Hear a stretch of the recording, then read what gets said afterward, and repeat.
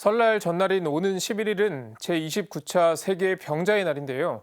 프란치스코 교황은 세계 병자의 날 담화를 통해 형제의 정신으로 가장 힘없고 고통받는 구성원들을 돌봐줄 수 있을 때 더욱 인간적인 사회가 된다고 말했습니다.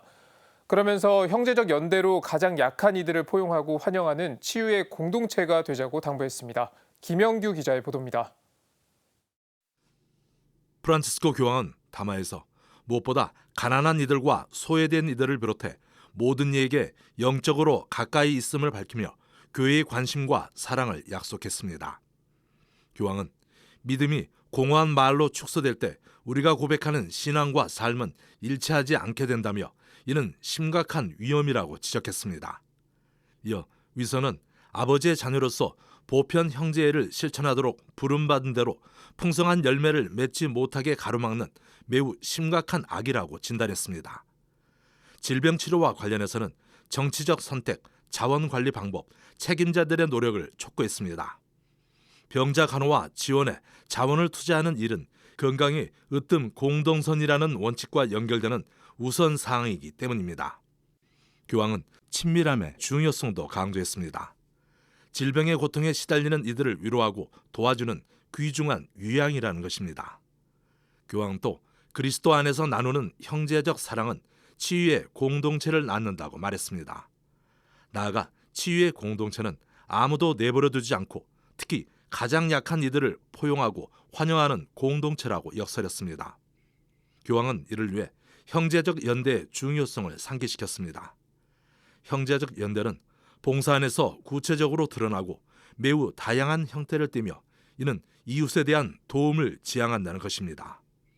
이어 봉사는 우리 가정과 사회와 민족 가운데 힘없는 구성원들에 대한 돌봄을 의미한다고 진단했습니다. 교황은 효과적인 치료를 위해서는 관계적 측면이 반드시 필요하다고 역설했습니다. 관계적 측면은 환자에 대한 전인적 접근을 가능하게 하기 때문입니다.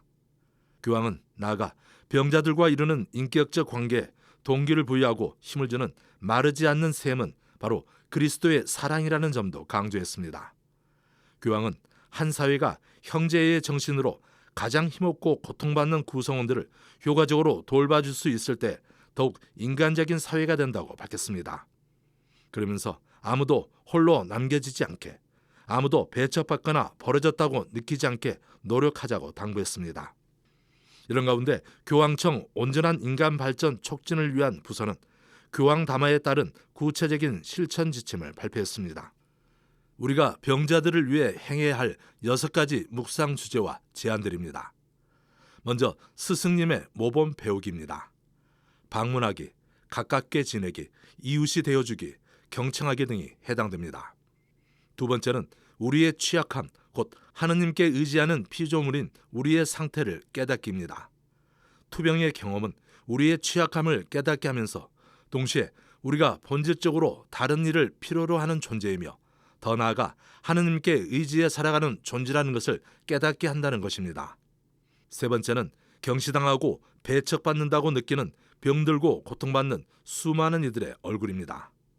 이 밖에 거룩한 인간 생명과 양도할 수 없는 존엄을 지닌 인간을 위해 봉사하는 의료인들, 우리 이웃을 지원하는 다양한 방법을 통해 형제적 연대가 표현됩니다.